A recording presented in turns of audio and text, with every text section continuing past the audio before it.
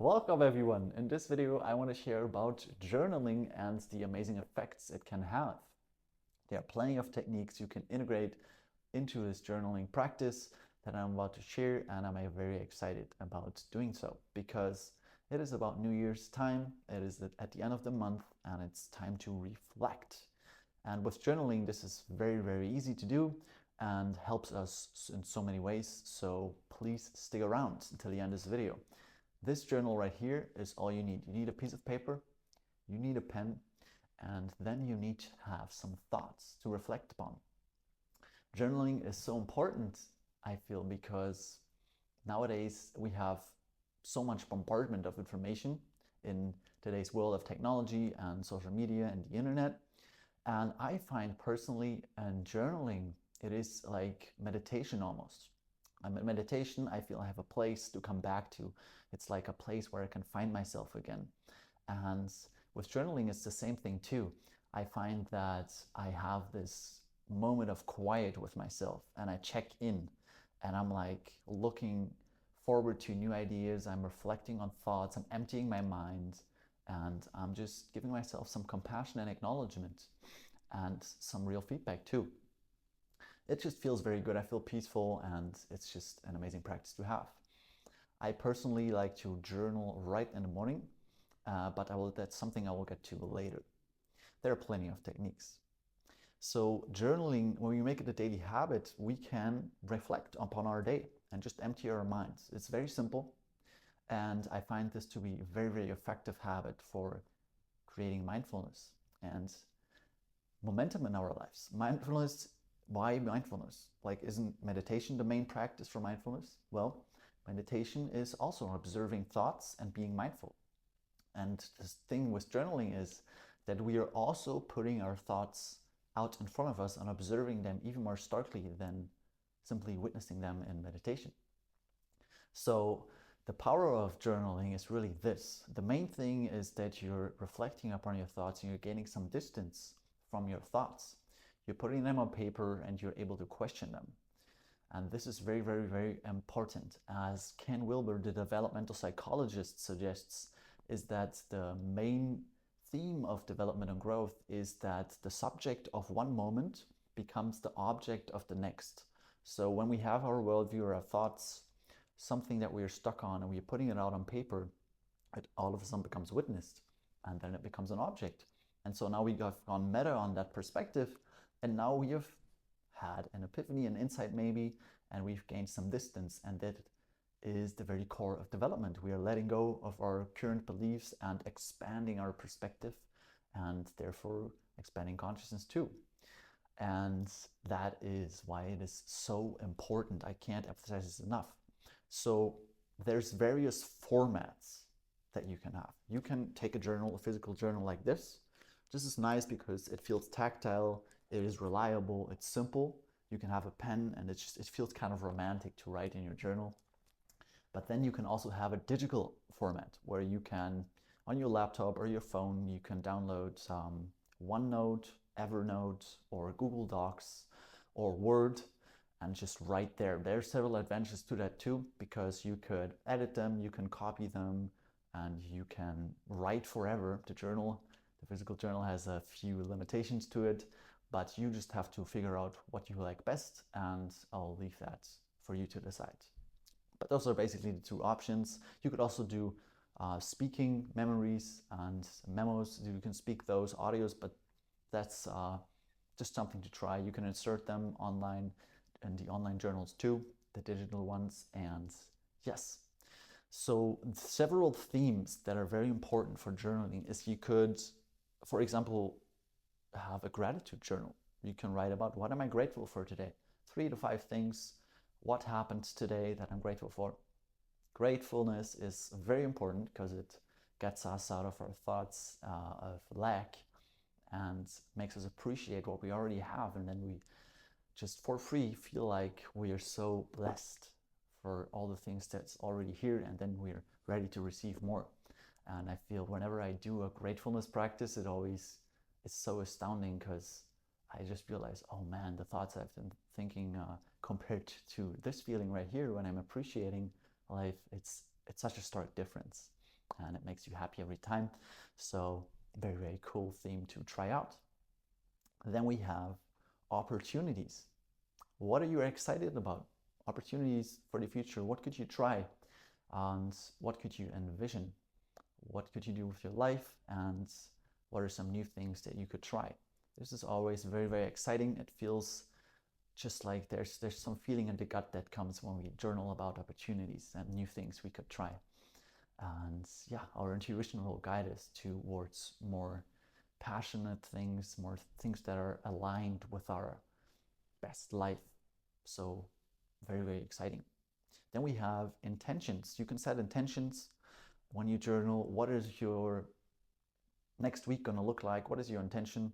What would your day look like tomorrow if you lived 5% more intentionally? And this also is very, very inspiring. Just doing that for 5 minutes and envisioning something, just writing one page can be very, very helpful, because I feel like when we have an intention, and whenever I do, I easily, like, it gets easier to not get distracted. So the days and the things we do on a moment-to-moment basis become much easier when we have a purpose, when we have some vision that we're following. So setting a strong intention, like I want to have a positive impact here or there, or I want to integrate my ideas into this artwork that I'm doing, or whatever it is, this makes us very happy and excited. So that is a powerful theme to journal on. Next, I find that acknowledgement could be another theme, that we acknowledge our growth, that we have grown, what we have done. What have we done that has worked? What have we done that hasn't worked? And we can just make ourselves feel so happy when we show up for ourselves, when we congratulate our inner child and really pat ourselves on the back for what we've already done. And so we're building that approval mechanism inside of ourselves. Inside of ourselves, we are finding all the love that we want through this. When we acknowledge ourselves and make that a permanent habit, I think that is a very, very powerful thing to try out. And the last thing I would like to suggest is lessons learned, that we can just reflect upon the things that have happened today. What have we learned today? This is very powerful when we have an overview of the things that we learn. Either you've been reading a book or you watched some videos, and then you can just let yourself glance over those lessons and reflect upon them at the end of the month, for example. This is very, very exciting, and it's also very nostalgic when we read our journals from like 5 years back. Like, it's so awesome to read, and it's also kind of funny. Yes, you could also list assumptions. This one is a bonus. You could list assumptions that you've held in the past, and you can go through them and check in which assumptions were wrong. And those assumptions, that major assumptions that were wrong, how did they affect you? I just started doing this yesterday, and it's extremely powerful, because if we reflect upon like 5 years back and even just a year back, what are the things that I assumed that I could never do? And then what actually happened in actuality? And then comparing that, it's extremely inspiring. My mind is blown, and I can't even put it into words, like compared to 5 years ago, what I'm feeling now on a day-to-day basis and what I believe is possible. So this is also a very heartwarming exercise to do. And then we can reflect upon, like, how did those assumptions, those wrong beliefs, affect me on a day-to-day basis? And what things in the past might have sourced those assumptions? Maybe some wounds from childhood, or just negative environmental imprints from the past. And that is a very, very powerful thing to journal upon. And so to my journal practice, the thing I'm trying to do daily now is, as I mentioned at the beginning of the video, daily entries. That daily entry practice is from Ken Wilber, and he suggests that every single morning we write 3 pages. We just take our journal out first thing in the morning. I personally put some positive affirmations on too, and just let them play in the background so it's not as boring. And so I take that journal and I write 3 pages just free-flowing stream of consciousness. Just write down whatever comes to mind, anything personal that we want to write down. So this is, again, so important because it helps you build that permanent witnessing and mindfulness practice. We are just letting ourselves write in the book, 3 pages, no more, no less, and we are not judging what we are writing, right? And that is the powerful thing, and it helps you build that mindfulness muscle too, because we're not judging what is being written. And we are making, most importantly, the subject of one moment the object of the next. And that is so important to gain that detachment. So you could write about, for example, the dream you had that night. I just did that today, and it makes you always reflect upon, okay, what was my subconscious mind trying to tell me through that nightly dream? And you could write about what you're going to do today, what you did yesterday. You could write about your meditation practice, any insights that you had, and whatever comes to mind. And I find that at the end of the 3 pages, towards the end, there's always some new creative idea and some new perspective that I'm having. I feel like my mind becomes organized, and it feels like a burden was lifted off my shoulders. And if you do it in the morning, it's also good because it empties you, and then you're ready for the day.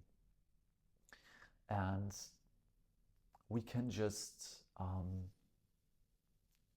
do it free-flowing, because someone in the comments asked, please share very, very specifically what you do in the journaling practice. But I find that this is a practice to do it spontaneously, to do it free-flowing without too much thought and technique. We can write them down and then later organize the thoughts, but this is more about creating a stream of consciousness. And I find that often the pen moves on its own, right? So this is also very magical. Sometimes it feels like the universe is writing, and it's just, sometimes it feels like you're channeling some wisdom from the universe. And so this is very, very cool too. So don't get too stuck on the technique. Just start writing, and you'll find yourself expressing emotions and whatever needs to be expressed automatically. And so I find this to be a very, very foundational and amazing practice that we can use to get to know ourselves better, to empty our minds, and to just create gratefulness and plans and excitement in our lives. To check in with ourselves, to think for ourselves. With all this information bombardment that is around with technology and internet, I think it's powerful to think for yourself, to question what you learned today, what you experienced, and to gain some perspective on our thinking, and to always witness what we are viewing, what we are seeing the world like. And so, yeah, we are making that a permanent habit with journaling, so I can't recommend this practice enough. And this is about everything I wanted to tell for today. It's about New Year's. It's time to reflect on the year. So if you want, please start this journaling practice. It's extremely powerful. And yes, it's just a practice to take stock, to check in. Are we becoming a more conscious, loving presence in the world? And I think that would be a great note to end it on. Thank you so much for watching. If you enjoyed, please leave the video a like and subscribe if you want more videos on self-actualization and spirituality. I'm excited to share more on these topics. Thank you guys so much for following. I'm overwhelmed by all the response I got on my last video, so thank you so much. I appreciate it a lot, and let's do our best, guys. Thank you so much. Namaste.